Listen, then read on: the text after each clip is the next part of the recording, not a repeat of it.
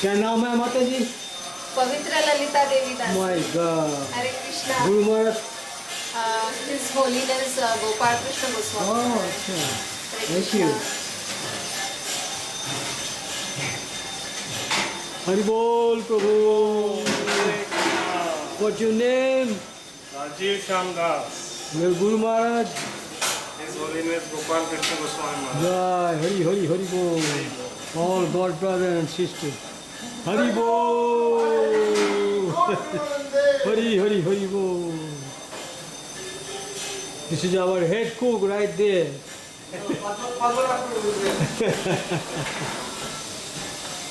Oh. Hari Bol. This is our manager.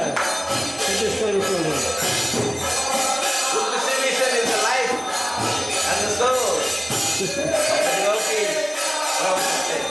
Hari Bol. Books are the basis, theory is the form, religion is the principle. Hari Bol. Hari Bol.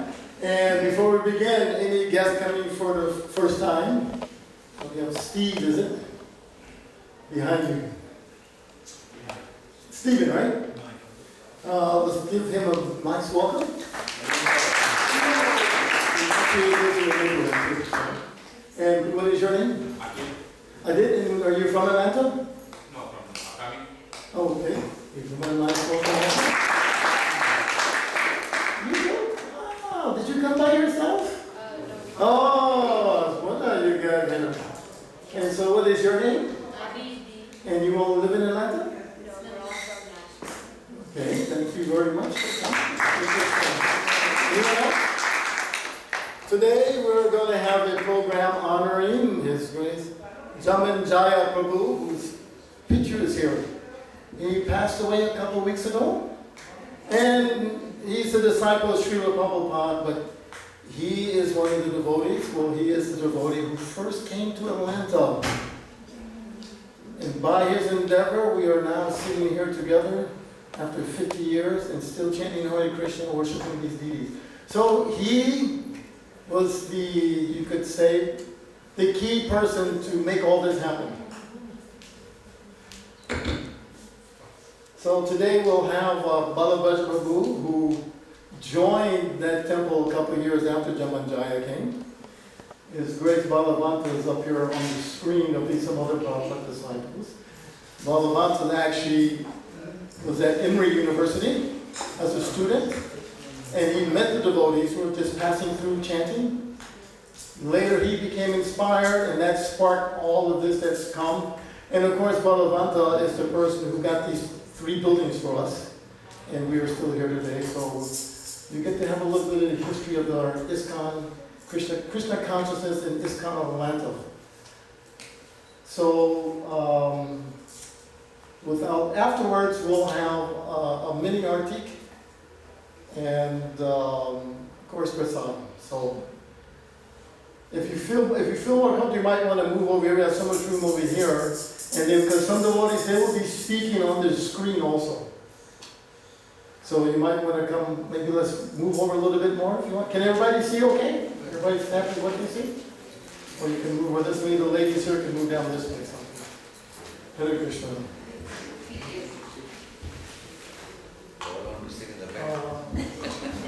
Balavanta, can you all hear everything okay? I got you muted. You muted this? Headed by his wife, Natalie, and we'll speak a little bit more about her service to Janmanjaya toward the end of his life.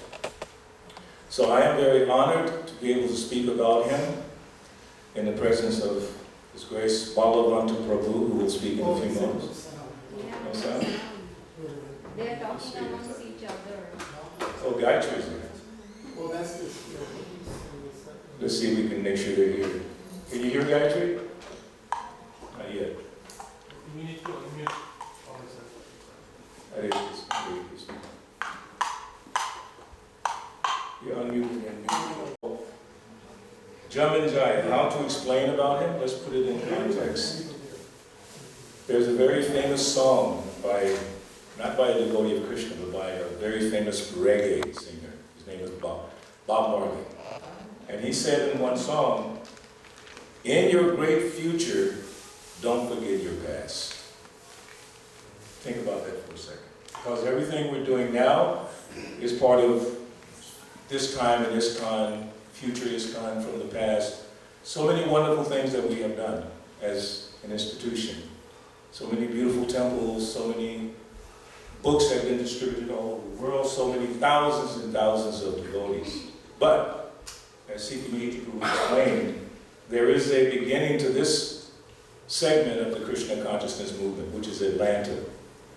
And that history of Atlanta would not be there without His Grace Janmanjaya Prabhu. And of course, with the assistance of Balavanta Prabhu and a very few other devotees. I think it was only maybe 7. Can't remember all of them right now. So, the sacrifices that were made by these devotees. Now, Janmanjaya's history started before Atlanta. Just so you know, he was initiated January 1969. That's only 3 years after the movement had started.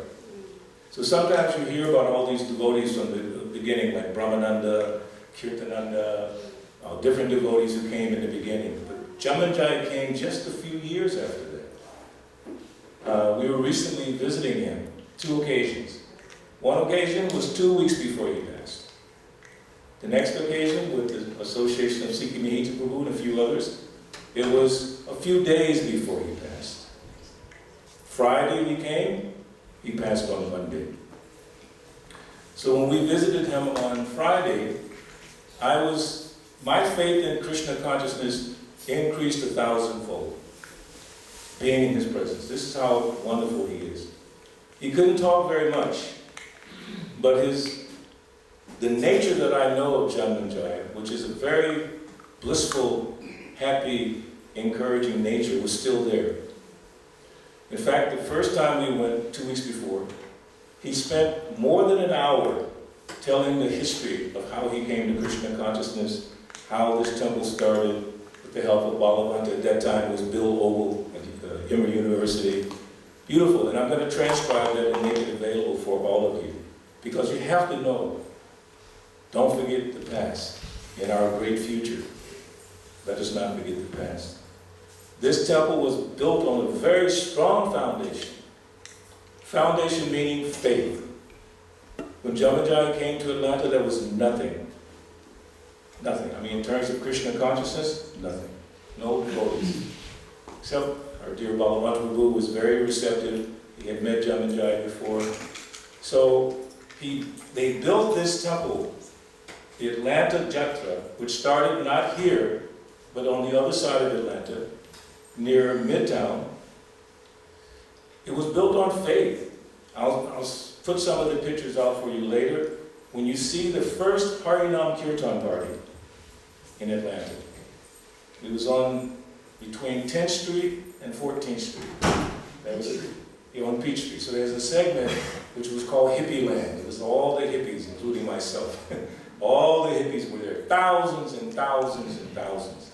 So the devotees, Balavanta, Rubanuga, Balavi, Janmanjaya, they were all chanting to all these hippies.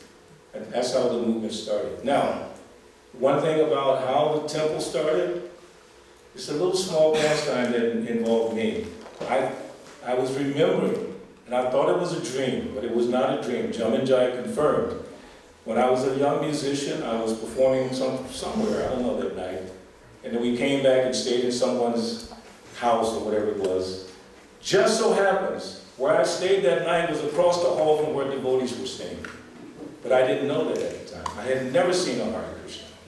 So that morning when I woke up, I walked outside and I saw a white van, which Janmanjaya confirmed that devotees had a white van, and a person of white skin with a shaved head, and I was shocked. What is that? So now I've concluded, I thought the first contact was Vaishnavananda. Now I've concluded that my first exposure to Krishna consciousness was in that place where devotees started. Now they were living there a short time, and just after that, devotees became homeless. They didn't have any place. And there's a beautiful interview with Janmanjaya that Manoj Prabhu and Hardeep Prabhu had put together. And he's describing how they didn't really have anything. And some lady let them stay here, and they stayed there, they stayed different places. How and why? To build the foundation that we're all experiencing now. Balavantra Prabhu, when he came here for Janmashtami, he really inspired me. He walked up and he said, Prabhu, we had hundreds of people at Janmashtami, hundreds. He said, Prabhu, we cannot allow this to happen. We cannot allow Janmanjaya Prabhu to suffer like this with this many devotees. Because his financial situation was bad, his health was going down, his family situation was bad. So Balavan said, no. So I promised to him that night, I will make sure that Janmanjaya doesn't have to spend the balance of his life worrying about money, not with all these devotees.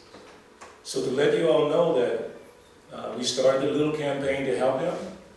And his wife did a GoFundMe account for $12,000. That's how much they needed to maintain. And to this day, we've done actually more than that. So that's thanks to all of you for helping. Very, very wonderful. 140 devotees and members all contributed to help take care of Janmanjaya. Because I promised him, in my heart, I said, there's no way a person who's given this much of their life and still has faith in Prabhupada and Krishna to spend the last few days of their life worrying about money when we have such a powerful congregation here. It should never happen. Never. So he gave his life to this movement. He sacrificed to start this temple here in Atlanta. And we're all benefiting from it right now. As Balavantra Prabhu said, there would be no Iskcon Atlanta without Janmanjaya. Balavanta was here in Atlanta, but the temple had not started. So when Janmanjaya came, it all came together, and here we are all sitting more than 55 years later, practically speaking. So please, I humbly request all of you to try and understand the importance of this great devotee. He's our saint. He's our saint. We should remember him throughout our lives, what he has done for us. And His Grace Balavantra Prabhu will guide us and give us some more information about Janmanjaya Prabhu, because Balavantra Prabhu was here when they started. He was there when they started this temple.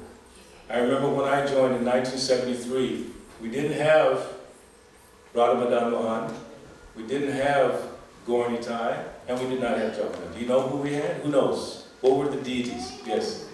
You see this picture? Look up here, top of the altar. Those are the deities that I worshiped when I first joined.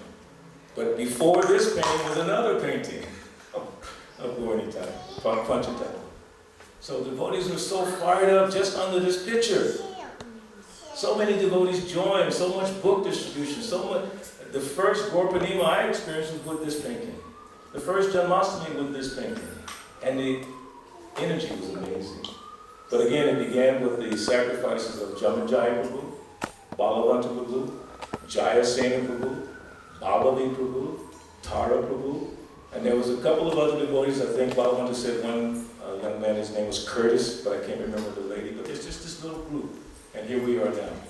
So based on that, I'm going to ask Greg for Balavanta Prabhu to please share with us. He's the second president of Iskcon in Atlanta. He was my temple president, guided me. Oh, one last thing I want to say. Make sure, all of you, you have some, I don't want to say just senior devotees, but you should have some experienced senior devotees that you can consult with. I would call Janmanjaya whenever I had any confusion. He would always help me. And Balavanta knows I call him practically every couple of months to get myself out of confusion. So you must have devotees that you can consult with. Rupa Goswami tells us, Guyam Agyati Prichiti. Guya means confidential. So you have to have these devotees that you can speak confidentially to and listen confidentially so you can be successful in your Krishna consciousness. So Balavanta, if you get the opportunity to be in his association, which you will today, please listen, pay attention. And another thing that Balavanta taught me, he said, if you get a realization, write it down, because if you don't, you'll forget it.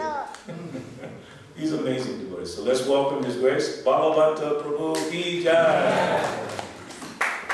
Hare Krishna. Namo Vishnu Bhutale Srimati Bhaktivedanta Swami Iti Namine. Namaste Saraswati Deve Gaurvani Pracharani Visesa Sunyavadi Pastachate Satar. So I'll say a few words about Janmanjaya. Janmanjaya grew up in Buffalo, New York. He attended New York State University at Buffalo. And he was one of the many devotees that Rupanuga and his wife Kalindi attracted to Krishna consciousness at Buffalo. So they, just to name a few, Jagadish, Lakshmi Moni, Bhagawan, Trivikram, Burjan, there's so many, Tejas, so many devotees were a part of that group. So Janmanjaya and Taradasi, they joined in Buffalo. They went out to California, were initiated by Prabhupada out there. So Janmanjaya was like, he was sort of, St. Patrick was not Irish, believe it or not. St. Patrick was not Irish. He was either English or Italian. Nobody really knows which one, either English or Italian. But he was the saint who brought Christianity to Ireland. So everyone in Ireland, they love St. Patrick. They have St. Patrick's Day parade, and they name their kids Patrick. So Janmanjaya is sort of the St. Patrick of the South. So what had happened is that Kirtanananda had come to Atlanta, and I had been in California. I'd been in Berkeley, and I had met the devotees out there. And I came back to Atlanta, and very soon after that, Kirtananda and his group, New Vrindavan, showed up. And I associated with them, and I went to New Vrindavan. And so I would have joined in New Vrindavan. But I met Rupanuga in New Vrindavan. He happened to be visiting, and he found out I was from Atlanta. And he asked, would I help open a center in Atlanta? I said, sure. I was very agreeable in those days. So anyway, after I graduated from college, Rupanuga shows up with Janmanjaya and Taradasi. Janmanjaya, Taradasi, Paul, Jennifer, Jayasena, and Susie. And also Nityananda. Rupanuga went on with Nityananda to New Orleans, where he opened the temple in New Orleans with Nityananda, and left all the others in Atlanta in my apartment. And so Janmanjaya was the president, and he was such an attractive person. I mean, you know, some people look good with shaved heads and some people don't. He looked really good with shaved head. He looked like a Buddhist monk. I mean, he looked great. And Taradasi was his wife. She was a beautiful young girl. And Jennifer and Paul were nice. They were good. And then Jayasena and Susie. Now the thing about Susie Prabhu is that she was a four-legged devotee. So to be more specific, she was Jayasena's dog. And so Rupanuga, he was Bhakti, he was Dave, he wasn't Jayasena. So, hey Kinchana. So Rupanuga had come to Atlanta via Washington, D.C., and Jayasena was from Jacksonville, his name was Dave, and he just wanted a ride as far as Atlanta, so he came, but he stayed. And the temple was in my apartment. I had a housemate named DJ. We both had our own bedrooms, and we had a little living room, and the devotees lived in the living room. I think maybe the brahmacharis lived in the living room. Brahmacharis took my bedroom. I can't remember what happened. And Susie slept outside, and we would go on Sankirtan every day. We'd go in the morning, and then we go in the afternoon. So we go downtown and chant, hand out back to Godheads. That's how we sustained ourselves. And on the way home, we would stop at the A&P around the corner from was an old grocery store of that name in those days. We stopped at the A&P and pick up some dog food for Bhakti and Susie. And Susie slept outside. Not too long after that, Susie blooped. We don't know whatever happened to her.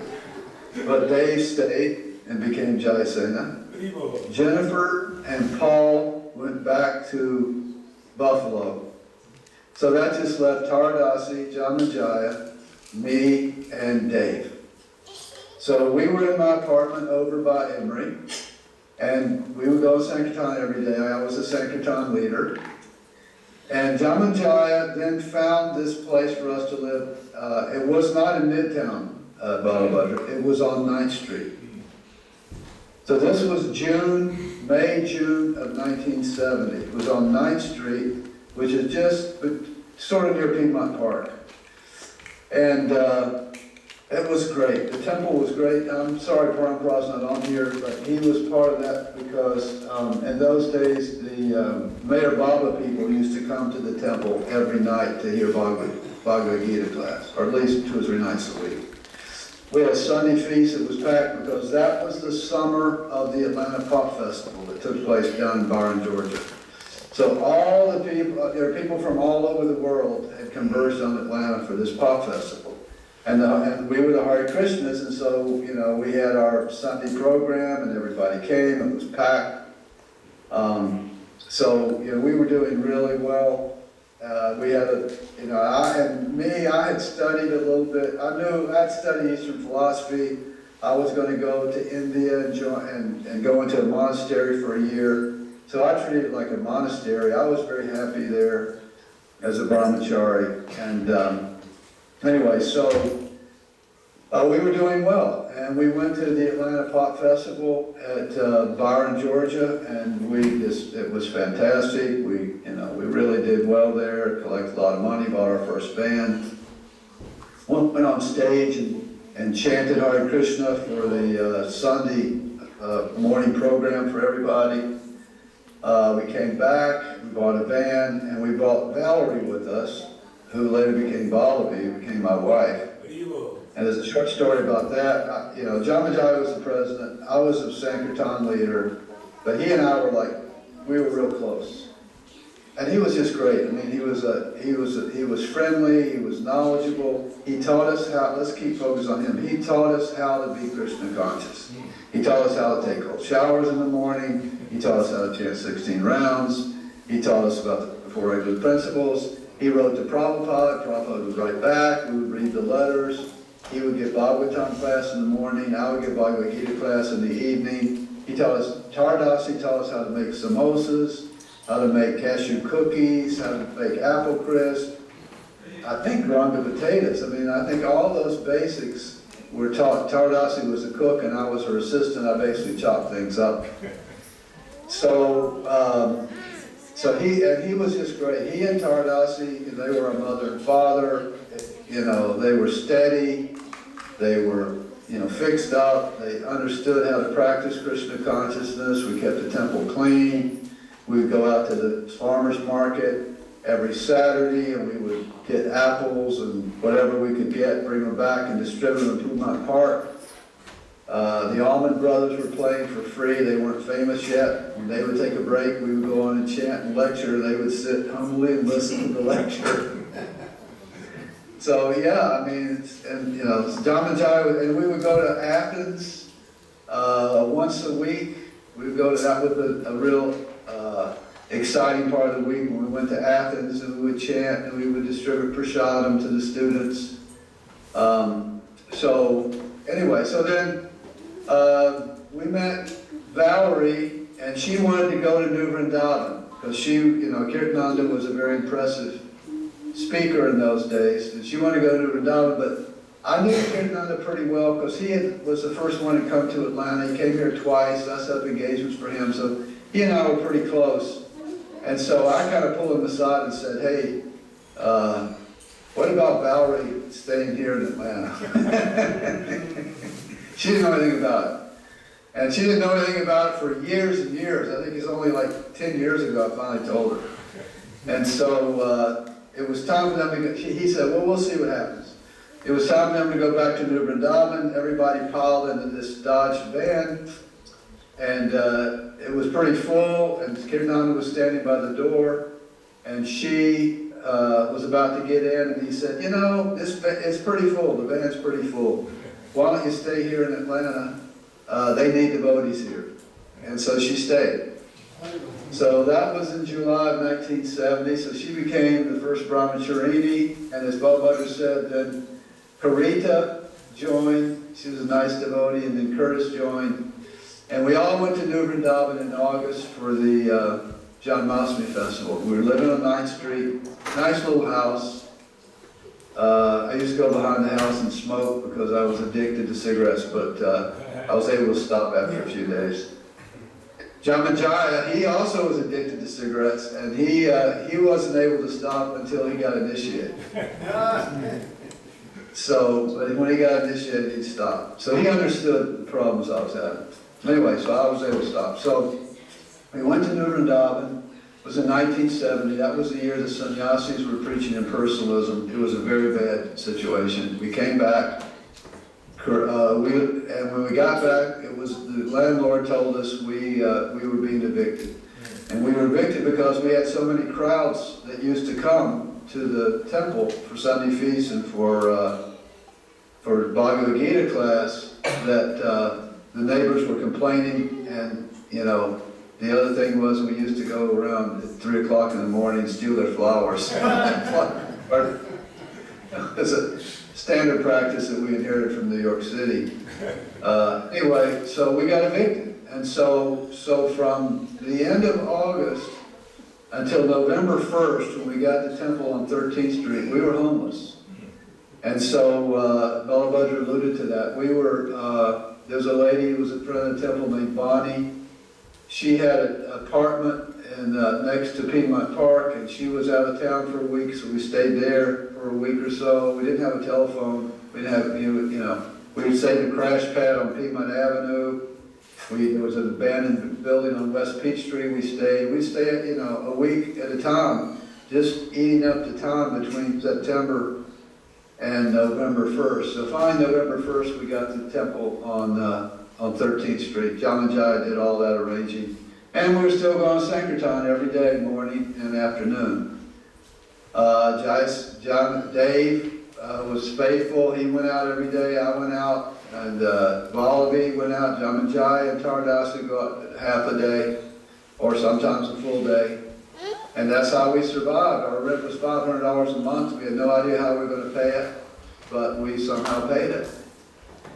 Every month we had enough money, and And so, well, that was 13th Street. And then what happened is that the sannyasis who had been preaching impersonalism in New Vrindavan were actually, Prabhupada asked them to leave the temples. So they left the temples and they had to go on their own.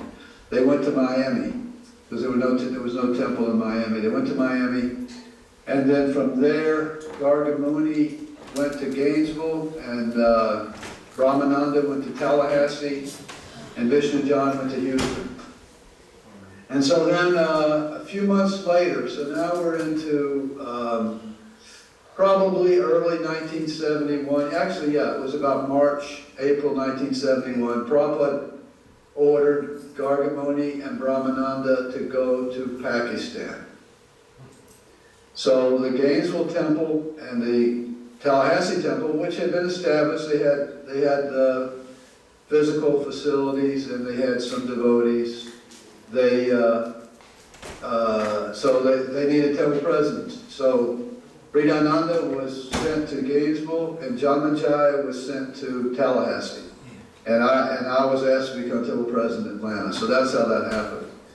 And Bobby and I used to hitchhike down to Tallahassee to see Janmanjaya and Taradasi down there.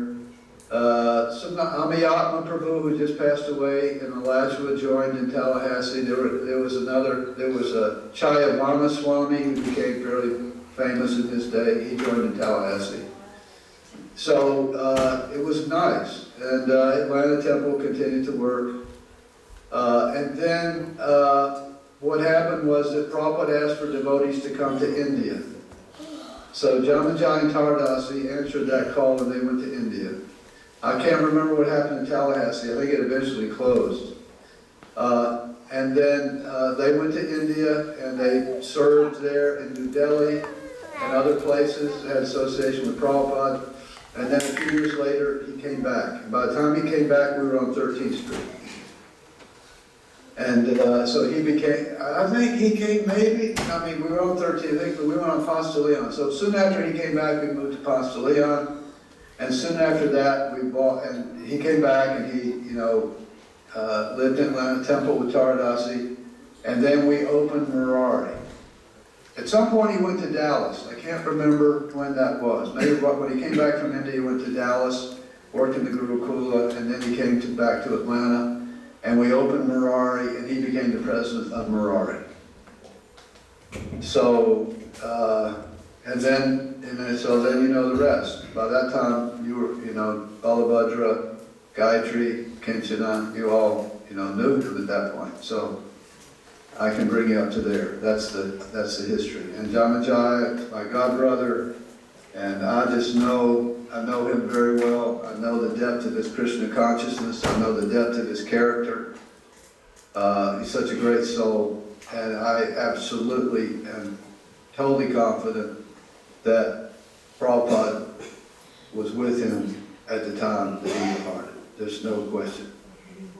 And so Prabhupada has planned his future. He's under Prabhupada's care. And he's well cared for. And I want to thank Balabhadra for all his efforts in helping Janmanjaya those last days of his life, and his wife Natalie. So Sugata's on, he knows Natalie. And so made their passing peaceful. So that was a good service to Prabhupada. I think Krishna says, when you serve me, that's nice, but when you serve my devotees, that's very nice. So thank you all, Prabhus, for honoring Janmanjaya and listening to this history. Hare Krishna.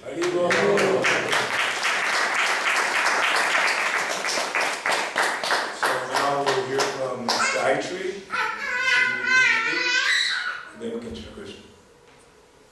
No, on mute. He's muted. Gayatri. Okay, I'm muted. I'm driving. I see that. I'm in Chattanooga, Tennessee. We just finished a vegetarian festival here. So we distributed a lot of higher taste books and so forth today and yesterday. So anyway, I won't speak very long about Lanta. I covered everything, actually. But I've got a few comments I'd like to make about Janmanjaya. Janmanjaya was a very dear devotee. When I first joined the temple, and by the way, none of us would be here in a way if it weren't for Janmanjaya, because Janmanjaya brought Krishna consciousness. Balavanta then carried the flag. Balabhadra, Vaishnavananda, Chardesh, and all these great Vaishnavas I had met before I actually joined the temple. They distributed books to me. I've been traveling around since about 71 and running into Hare Krishna devotees, but I really didn't know much about it until I came to Atlanta. And then I saw they were having a Sunday love feast. So I decided I needed to go. I had read the Bhagavad Gita about 3 times, and I had decided I needed to find my spiritual master. So when I came, Balavanta explained to me that if I chanted Hare Krishna 16 rounds a day for 2 weeks, I would move in the Hare Krishna temple. And at the time, I was traveling around and going to Europe and different things, playing music. And I thought that sounded pretty fantastic. But sure enough, within the first 2 weeks of chanting Hare Krishna 16 rounds a day, my whole life fell apart. Everything came undone. My fiance and I broke up. I quit my job and I moved into the Hare Krishna temple. They were very happy to shake my head. I remember that. I had long hair. I was a hippie. But one thing I wanted to share about this is the story that Balavanta gave you about Janmanjaya coming and opening the temple. That happened with me as well.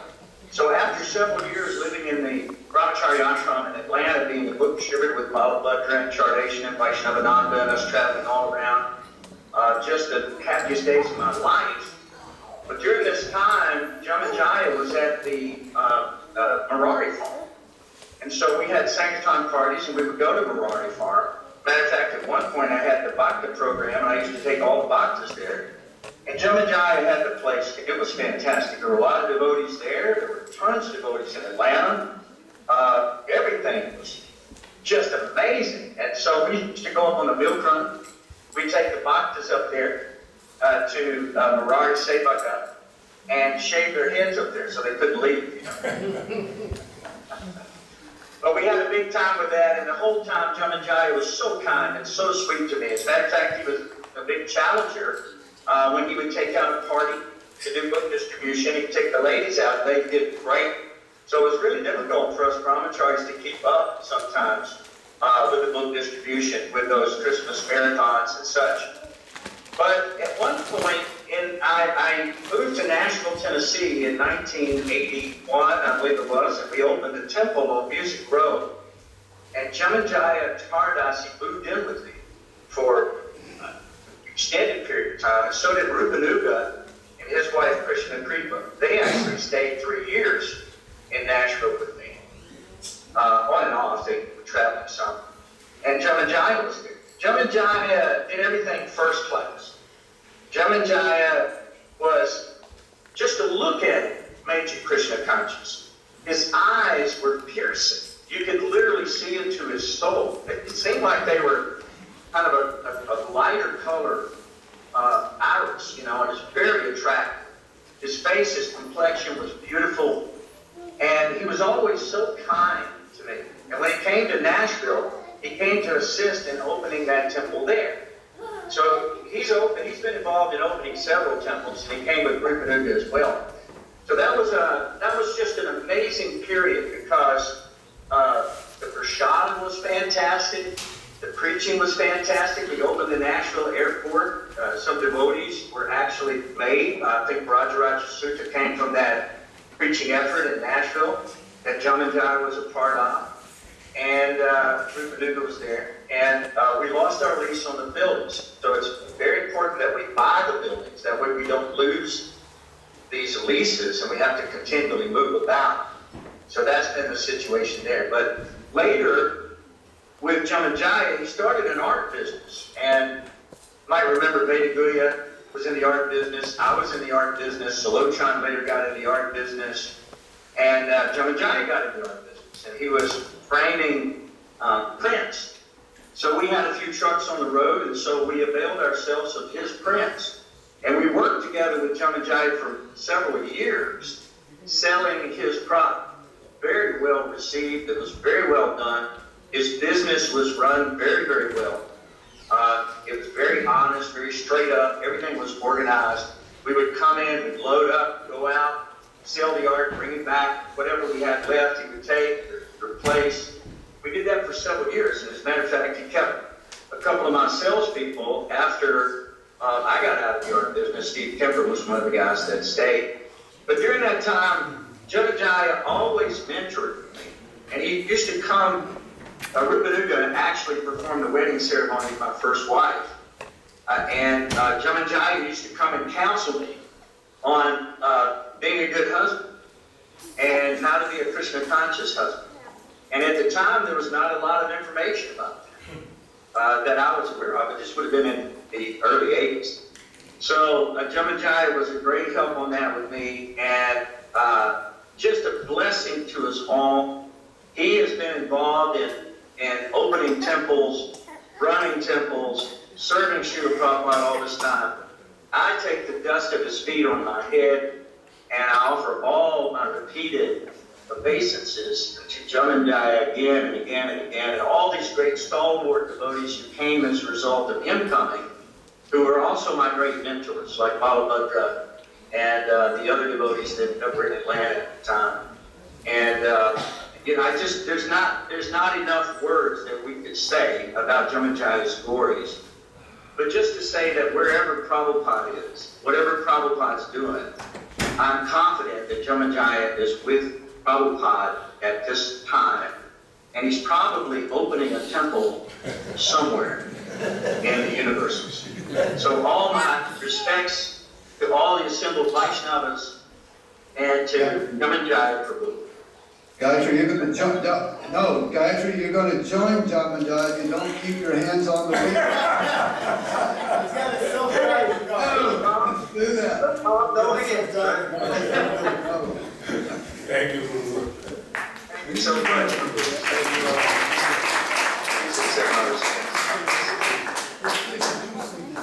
So next we'll have Krishna Prabhu, who's a very well-known Prabhupada disciple and friend of Janmanjaya. And then we'll have Rasana Prabhu from the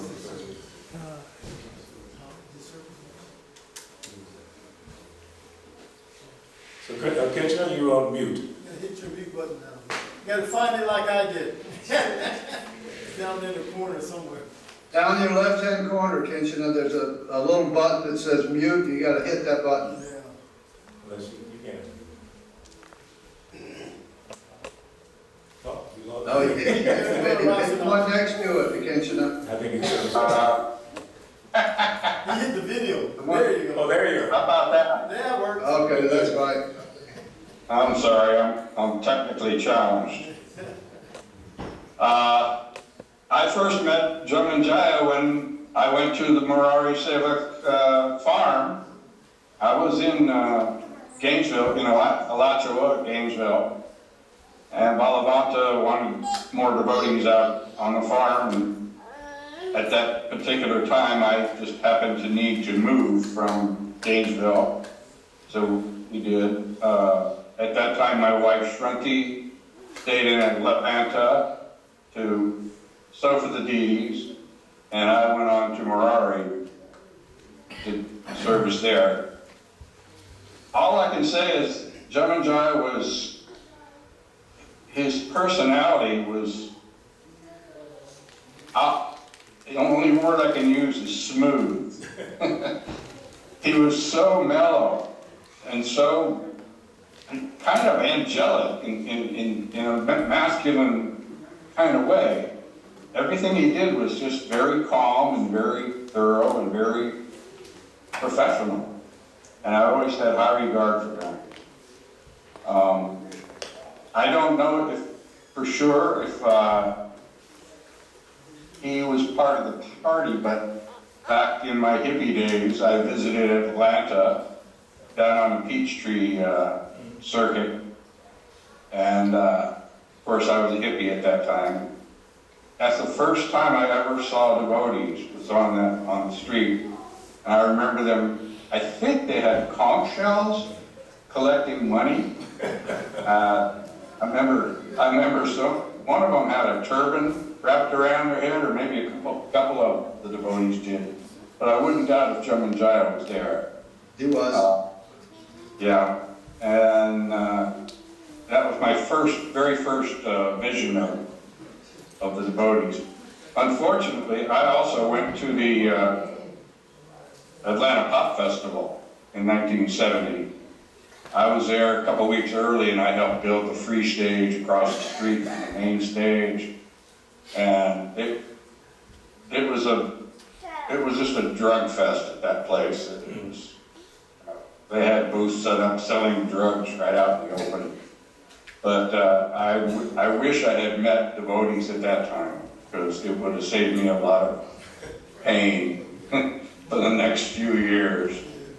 And yeah, I heard that Vallabhi came from that festival, and also I think it was Janmanjaya also came from it.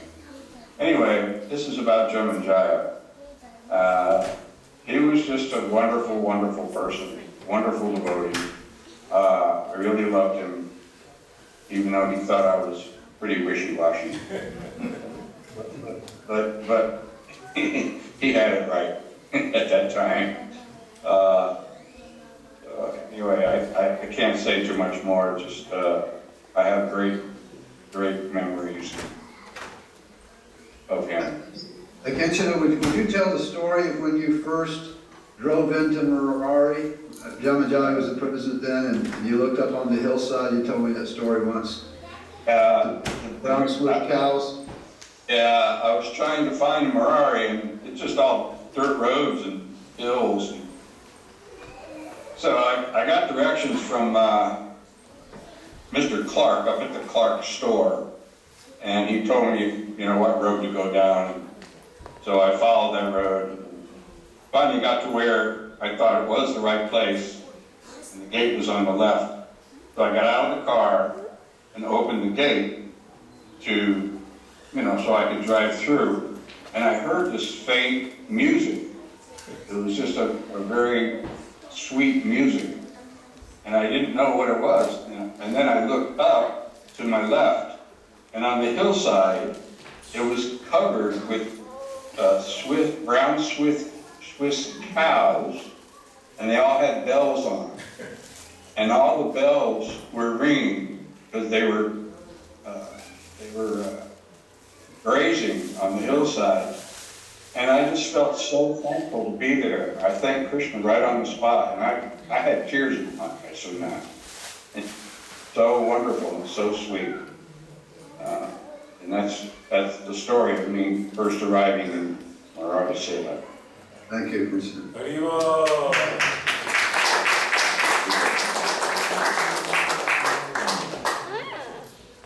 Sikh was saying, some of the members who don't know what is Murari Seva. That is a farm that we have in Tennessee. We'll give you more information later.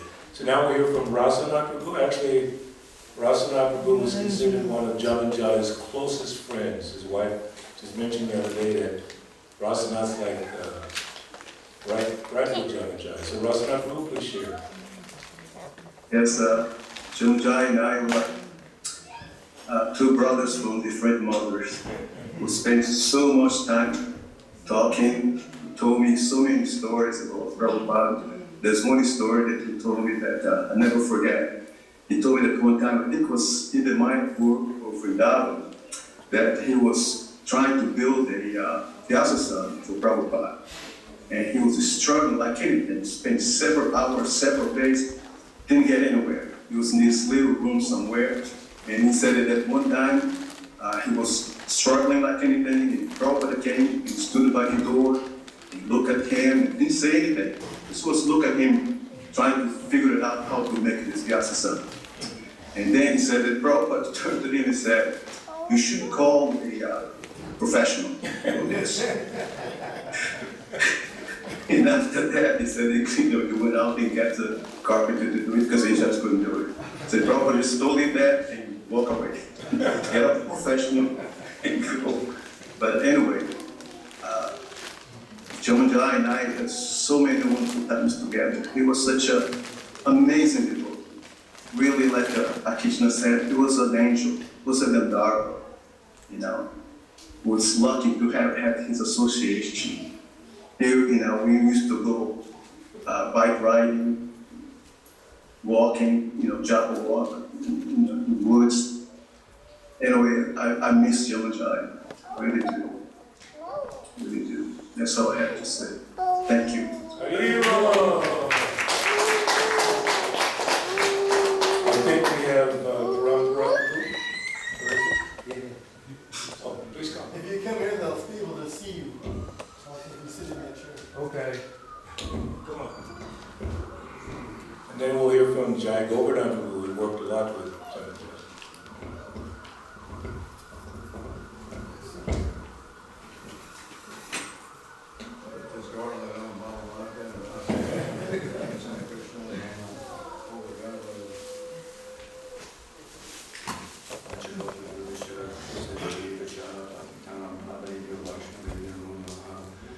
I knew who Janmanjaya was. I never really worked so much closely with Janmanjaya Prabhu. I never really lived in a temple with Janmanjaya Prabhu to like be in a like daily contact, daily association with him.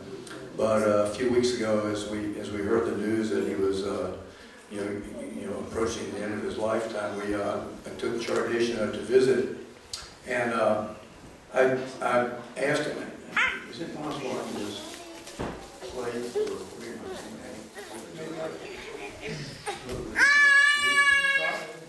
because I recorded Janmanjaya just having a few memories from, because I had heard that he had, well, let me just say this. This is what I knew about Janmanjaya. That he became a devotee in Buffalo with Rupanuga, went to Buffalo, New York, and it's probably one of the first college preaching programs, and this is way back like 1969, so even before that, 68, because Janmanjaya was initiated in 69. And out of that preaching program, that single preaching program that only lasted for a relatively short period of time, there's an amazing group of devotees, very prominent devotees that did very significant service in this movement over the years after that. Trivikram Maharaj, Bhagavan, Burajan. Burajan was sent to Australia with his wife to open temples in Australia. Who else? Lakshmi Moni, Tejas. And so Tejas and his wife, and Tejas and Janmanjaya ended up being in India together for 2 years, in 1973 and 1974. So I was like the interviewer, and I was asking him, so Janmanjaya, he's very weak already at this point. He was able, when I visited him, he still had the strength, he was gracious enough to sit at the kitchen table with us, with Chardeshna and myself, and we spoke. And I had the phone recording, like voice memos. So he spoke about being in India with Tejas. He was in Delhi with Tejas, and they were visiting government offices. And the prominent Indian government were very fascinated with Americans coming to India to be Vaishnavas, to be devotees of Krishna. And so he said Tejas could speak Hindi, but he could not. He just smiled a lot. But all these government officials were very well educated. They all spoke English anyway. And he said, so there's this one Indian government official, was the agricultural minister, and he was in a hospital. He was he was on his deathbed essentially. He called for Janmanjaya to come, and he offered him. He had personally had like a cow protection farm somewhere in Rajasthan or somewhere, I don't know, it's down here somewhere. And but at that point, Janmanjaya was, I think, preparing to come back to America, but he just couldn't do it. But he was prepared to just turn this place over to Janmanjaya and his wife to continue to work in cow protection. He said at that time, Indira Gandhi was in that hospital for some reason. And she called for Janmanjaya to come and visit her. So he actually visited Indira Gandhi in the hospital in Delhi. And this is 1973, 1974. And I'm just stunned, I'm amazed. I never heard these stories. I never really spent enough time with Janmanjaya to hear all these amazing, wonderful stories. But I asked him about, I had heard that he'd gone to India to learn about taking care of cows. Because then when he came back, he went to Murari Sevak, he was the president of Murari Sevak. So he was telling me about in Delhi for a while with Tejas, and then a lot of time was spent in Mayapur. At the time, 73, 74, this is the time when the first big, long building was being built. And he called Sarabi Swami, was the architect, and he said there were two other devotees that were more like the construction engineers. They were there. He named a devotee Ajamil from, I think, from Australia. That was like, they started the first Goshala in Mayapur. And then he told me this amazing story about them going to get hay for the cows, the first cows, with a bullock cart in Mayapur, walked with the bullocks for 10 miles, crossed the Ganges with the bullock cart, got the hay, came back, now the cart's loaded with hay, and he had to go take a ferry over. And he's just describing his experiences with a great enthusiasm and sincerity. And what I was getting at this is, I learned more about Janmanjaya in 45 minutes than I had known like in 45 years. And then I'm lamenting. It's so bittersweet because it's like 45 years and this devotee, he's up in Athens, I'm here, I'm doing my thing, he's doing his thing. I see him every now and then. He comes to the Panihati Festival of Speech or to like Prabhupada appearance or disappearance day. We ask him to speak about his memories. And it was just amazing. So I recorded that. I was thinking of playing it, but I just want to like maybe just conclude that Janmanjaya grew up as a very pious and religious and devout Catholic. In his boyhood, he was an altar boy in the Catholic Church, and that means that. And he was also saying that in his youth, the services of the Catholic Church were still performed in Latin, in the ancient Latin language, and then he was very disappointed when they changed it to being performed in English, the modern languages of the world. But he was an altar boy, and there were several altar boys, but he was very dedicated. And so when it was his turn, he would sign up. He was always there, promptly, on time, and did it, never missed. And when he went to college, went to the State University of New York in Buffalo, he never graduated. He was in school for about 5 years and studied so many subjects, but he was like, he didn't ever get enough concentration in any one subject to get a degree in that subject. Tardasi, his wife, did graduate. He first met the devotee, or he first heard the chanting on a trip to San Francisco. He said he had gone out there just sort of like, to see what was going on in California with some friends. He saw the devotees on the street, and he was just mesmerized. He was so absorbed by the chanting that he couldn't leave for an hour or more. He just said he didn't want to leave. He just was absorbed in hearing the chanting. And his friends were saying, "Come on, we got it." I just want to get back to New York, associated with Rupanuga and all those devotees, on and on. It was like I say, I learned more about Janmanjaya's history as a devotee and his character. I've been thinking for days now how to say, and everybody is saying these things, so I'm just like repeating, but it's like this very deep sincerity, very deep religious attitude, very deep purity of a kind of religious purity. I think just the fact that he was designated to come and be in charge of temples from very early on. He was initiated in 69, and almost immediately then he's being designated a very stable, calm, loving person that Prabhupada could depend on, that Rupanuga could depend on. Rupanuga in Atlanta, his relationship with Atlanta is kind of like Narada Muni. Narada Muni would come in and he'd bring this person, he brought Google Ranjan a year. He dropped off this person, that person. It was like his interest in Atlanta was pretty interesting. He would just come now and then and help out or support and do this and that. He was at GBC here for years. And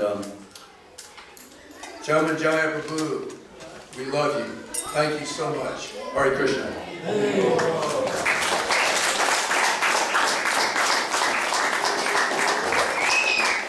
So we're going to request Jai Govardhan Prabhu. Please come and speak.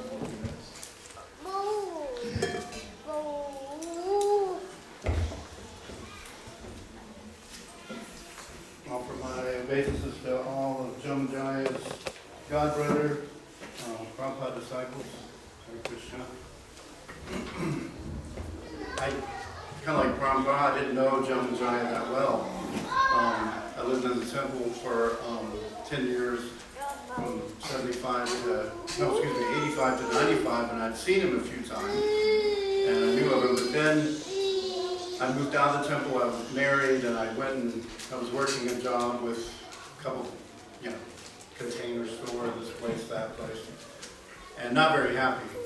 And then Janmanjaya offered me a job, and so of course I was very interested because I could work with devotees. And Janmanjaya's, I quickly learned what a nice devotee Janmanjaya was. I mean, he was, it's what everyone says, he was a very saintly person, very stable, very responsible. I was very enthusiastic because I thought I could really sell artwork, and I did. I broke company records, and I was very passionate. Janmanjaya was always very cool and calm, and I was very, I used to push him like anything to make more, And sometimes I'd complain to him, you're not making enough, and but he would just always go, it's okay, and, I don't know, he had a way of tolerating my passion that was a little frustrating, but at the same time I realized, okay, this is coming from a place of deep Krishna consciousness. And we didn't talk a lot about Krishna, but when we did, it was very nice. I was always traveling. Rasanatha was working there at the same time, and I felt that they had a very nice relationship. I felt connected to Krishna through them because I was always traveling and kind of by myself, and so that association was very good. And then 2005, I started Pure Bliss with another very calm, saintly person, Haridas Prabhu, who also gets the same dose of my passion. But it's very important to work with devotees. But then, and I kept in contact a little bit with Janmanjaya, and then I heard what had happened. And I'd gone with him a couple times to see him. And it was so nice connecting with him. He was very loving to me and offered me his Prabhupada deity. He really wanted me to take it. And we had a nice exchange for 4 or 5 minutes right before we left, about 3 days before he passed. And I don't know, I love him so much. I didn't know the history, such a deep history he had with devotees, and with I was aware that he started the temple, but it's very nice to get to know what a saintly gentleman sacrifice he made for everybody. I think it's important for everybody to reflect on that and really get inspiration, because we're all here short time and we want to do something significant for Prabhupada and for this movement, and Janmanjaya is a good example of that. So, Jai Janmanjaya Prabhu Ki Jai.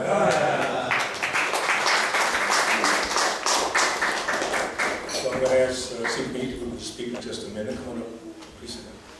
I just want to share 2 more things with you about Janmanjaya from my perspective. He had a way of dealing with me, which was interesting.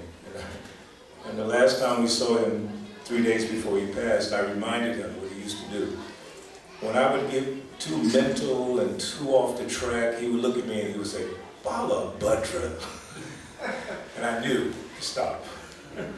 He just had this, like I say, angelic face, this wonderful nature, but when you got off track about Krishna consciousness, he would stop you. He was so Krishna conscious. And the last thing is, and this is very important to me. Seeing him, those 2 times that I did, 2 weeks before he passed, 3 days before he passed, it gave me confidence that I could leave this world. Just seeing him, so Krishna conscious, knowing he's going to die. He knew his life was coming to an end. And the first time we went, he was scrambling, said, you want some water, you want this, trying to serve us, knowing he's going to die. So I thought, this Krishna consciousness is real. It's actually real. And this person demonstrated, not just by opening temples and preaching all over the world, when he was leaving this world, he gave a powerful lesson that I'll never forget. That Krishna consciousness is real. Just lying there. And then the last thing, Siki, I thank him so much for coming to spend time with Janmanjaya. We had such a wonderful time. But the one thing that Janmanjaya wanted, he's lying in the bed, he barely can move. He wanted to hear the lecture where Prabhupada gave him his name. So his wife couldn't find it, the kids couldn't find it, and I went to the and I found it, January 1969, and he's lying there, listening to Prabhupada give his name. Your name? Janmanjaya. Sometimes we say Janmanjaya, but Janmanjaya, and Prabhupada spelled the name out and explained what it meant. And Janmanjaya lit up like a tree. It's so special. So I am eternally indebted to him for all the love and support that he gave myself and my wife and all the devotees in Atlanta to the world of Iskcon. Please remember, devotees, this is a very significant devotee that we were blessed to have as the founder of the Atlanta Hare Krishna Temple. So I'm going to ask our co-president, Prabhu, who really went out of his way to come and help be with Janmanjaya, so I want to hear from him.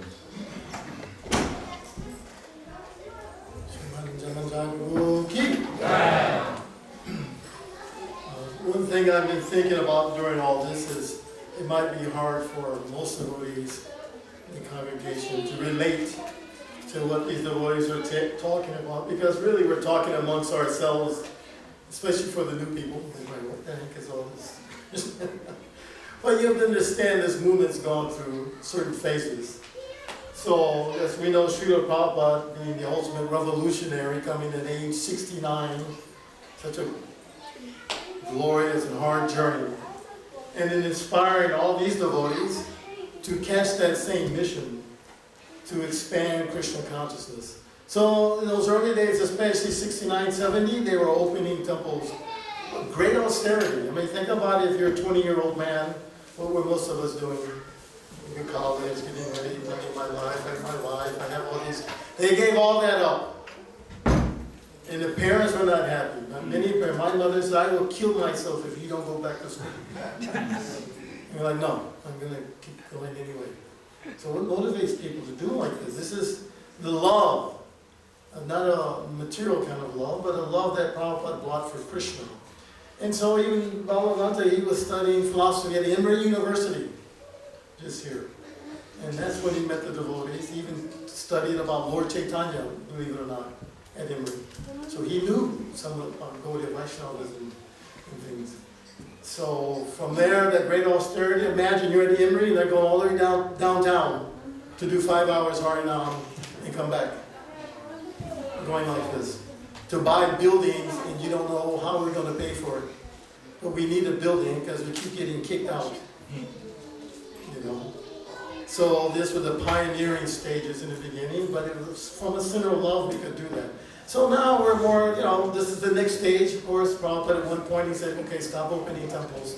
Let's make what we have strong. So we have our congregation. And there's still another kind of sacrifice. So don't just take, you know, Krishna consciousness to mean it's going to make me comfortable in heaven. But I'm prepared to do anything to make Krishna happy, right? We want to make Radha Madam Mohan happy. These devotees that brought, facilitated them coming. they did their part. Now we're all old men. As you can see, everybody's old. And every year with 2, 3, 4, 5, 10 Prabhupada disciples leave their bodies. So now it's your turn to let's make this, maintain this, make it nice. Improve it even. Right? Radha Mahan or the Lords of Atlanta. So they should have the best house. Right? So what are you going to do about it? You got to do like they did. Don't just think somebody else pointing the finger. No, you sincerely and respectfully let us take it, leave something. So when we die, you can say, I left this. I didn't just take prasadam and chant Hare Krishna. It was very nice. That's nice too. But, you know, while you're eating this, you go, wow, I need to give something back, right? So let us catch, that's the movie you want to catch. You know, not just chant Hare Krishna, be happy, but chant Hare Krishna, make Prabhupada happy, make Krishna happy, make all of us happy. Be happy, we have a nice temple. Yeah, of course. Balavanta, you may also he ran for mayor of Atlanta, you may not know that too. And he was on the debate stage with all the big shots running for mayor in God We Trust Party. So from that actually this temple came. Because of the connections he got from that. It was all Krishna's arrangement. So I just wanted to bring that up. And here you can close everything up. So we just want to thank all the devotees here. First of all, you can turn it around so they can see all the devotees.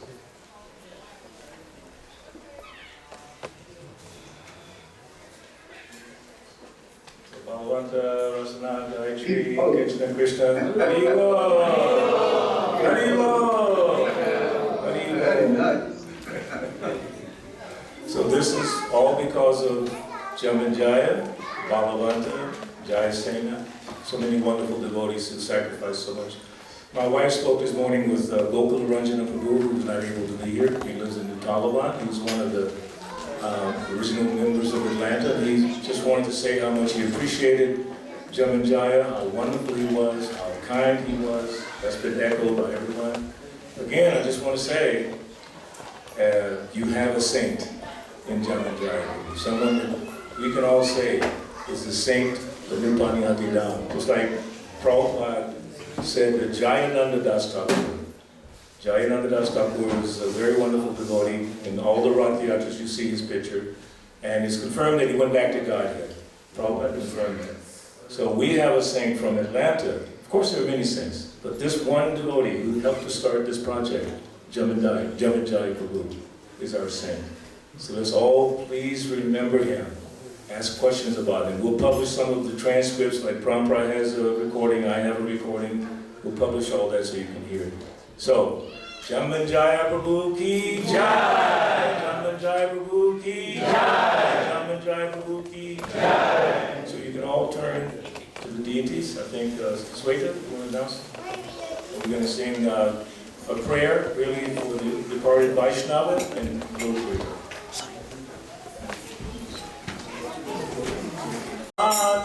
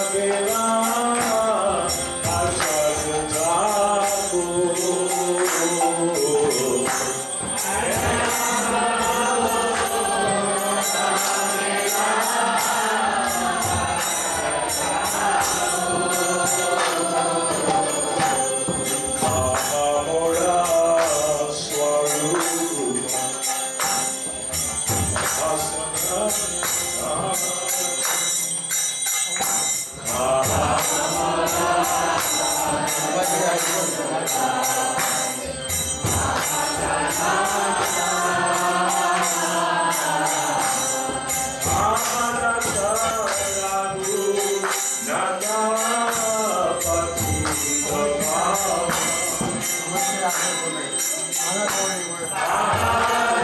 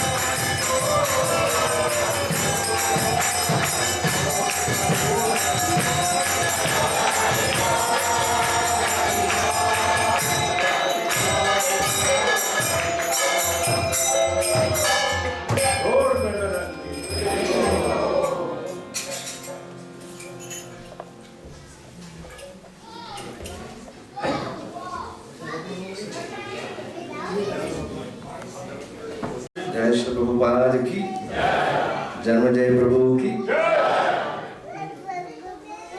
There are a lot of Prabhupada disciples here. We're very fortunate to have them here. Let's give a round of applause for all these Prabhupada disciples who spoke very beautifully. Hari Bol.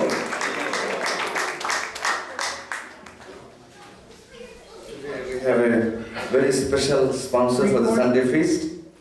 We have Balabhadra Prabhu, Sikhimaiti Prabhu, Parampara Prabhu, and Mother Gandhari. So they're actually sponsoring Sunday feast for Janmanjaya Prabhu's departure. And he has left this world and he went to the spiritual world, where he'll be serving more Srila Prabhupada and Krishna. So let's chant one time Hare Krishna for Janmanjaya Prabhu and all the devotees who have sponsored the feast. Hare Krishna, Hare Krishna, Krishna Krishna, Hare Hare, Hare Rama, Hare Rama, Rama Rama, Hare Hare. Thank you all very much. So we just had a couple of announcements. On the 24th October, Tuesday, we have Pashankush Ekadashi, request devotees to follow Ekadashi. And that day also is Ramchandra Vijay Utsav, means Lord Ramachandra got victory over Ravana, great demon. So we don't have much, but before is to burn Lord Ravana, yeah, but we are not doing anymore, but we'll have kirtan and all that. And then on the 29th October, Sunday, is the first day of Kartik month. So we request, we have so far like 4 programs been booked in different homes. So still, if the devotees, they want home program for Damodar, you can contact me, or you can also contact Lakshmana Prabhu. So we'll be arranging some program. So if you want to do home program for Kartik, so please contact us, or you can also contact Sikhimaiti Prabhu. And then on 8th November is Wednesday, is Rama Ekadashi, is Sunday, is Deepavali. That means lighting of the lamps. We'll have full of lamps on the altar, and you can also bring the lamps, and we'll light the whole altar with beautiful lamps. That means, it's actually, they said, they welcome Lord Ramachandra. After Lord Ramachandra got victory, when Lord Ramachandra came back to Ajodhya, then all the Ajodhya they light the lamp for Lord Ram. So this is Deepavali, should be celebrating. And then on the 13th, Monday, is Govardhan Puja. Jai Govardhan Puja ki. So we'll have from 6 p.m. onwards, we'll have programs. We'll announce more about that later on. And then on Thursday, 16th, is Prabhupada Disciplines Day. So you can, we just announced, you can mark those dates in your calendar so you can come for this program, okay? Thank you all. Anything else? No, we make it next Sunday, we'll get more details. Yeah. Okay. They get left doors now, huh? Okay. So we have the devotees of Atlanta Temple, Orang and Padma, they have put wonderful feast. So let's give a round of applause to the devotees. Thank you.